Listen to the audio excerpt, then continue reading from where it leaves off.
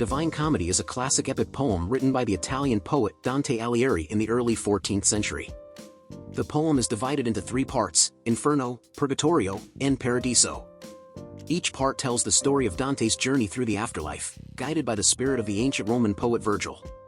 The Inferno tells the story of Dante's journey through the 9 circles of hell, where the souls of the damned are punished for their sins.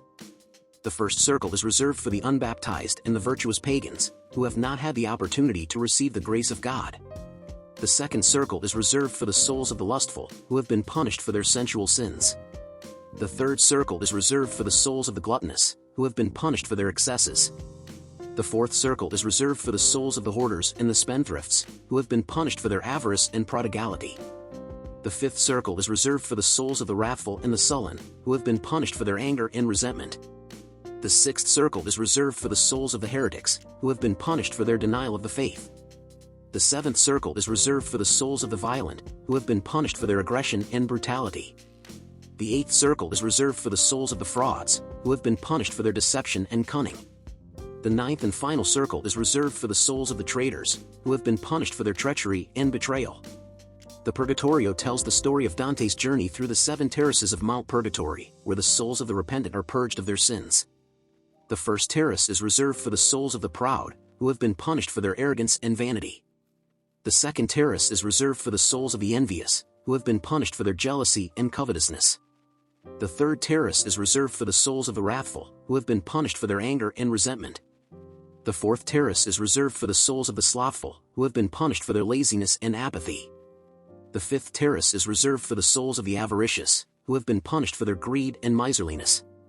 The sixth terrace is reserved for the souls of the gluttonous, who have been punished for their excesses. The seventh and final terrace is reserved for the souls of the lustful, who have been punished for their sensual sins. The Paradiso tells the story of Dante's journey through the 9 spheres of heaven, where the souls of the blessed are rewarded for their virtues.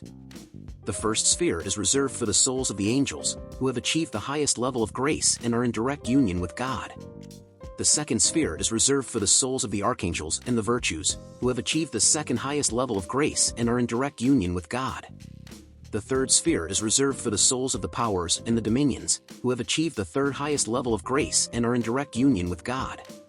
The fourth sphere is reserved for the souls of the principalities and the thrones, who have achieved the fourth highest level of grace and are in direct union with God. The fifth sphere is reserved for the souls of the cherubim and the seraphim, who have achieved the fifth highest level of grace and are in direct union with God. The sixth sphere is reserved for the souls of the martyrs, who have achieved the sixth highest level of grace and are in direct union with God. The seventh sphere is reserved for the souls of the theologians, who have achieved the 7th highest level of grace and are in direct union with God.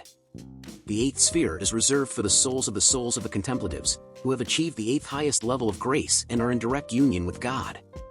The ninth and final sphere is reserved for the souls of the saints, who have achieved the highest level of grace and are in direct union with God.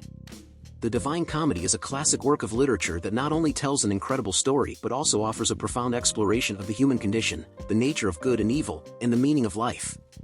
The poem is written in a vivid and evocative style that is both beautiful and powerful, and it is full of rich imagery, symbolism, and allegory. The poem is also full of wisdom and insight, and it is a masterpiece of literary art that is sure to be enjoyed by readers of all ages and backgrounds. So, if you're looking for a classic work of literature that is full of adventure, poetry, and meaning, look no further than the Divine Comedy. Just don't read it when you're drunk, it's a heavy read and you might miss some of the nuances. So there you have it folks, that's a wrap. I hope you had a blast watching this as much as I did making it. You know what they say, good times never last but memories do, and boy oh boy, we're making some memories tonight, am I right? Anyway, thank you so much for tuning in and I hope to see you again next time. Until then, stay fabulous, stay saucy and don't forget to always keep the good times rolling.